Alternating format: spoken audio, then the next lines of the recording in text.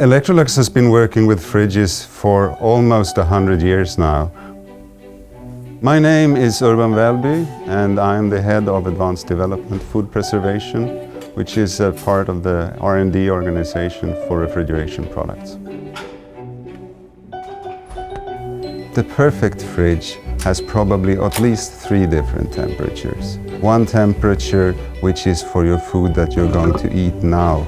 The second one would be somewhere around 0 degrees for your fruits and vegetables. Very cold actually, but it makes them last long. And the third one is to have an area, if you are a meat eater, to keep your food slightly below 0. Again, the valve now connected.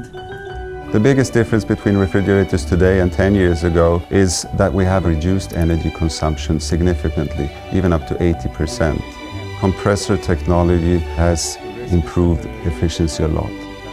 For tomorrow, we're forecasting even greater improvements on that side.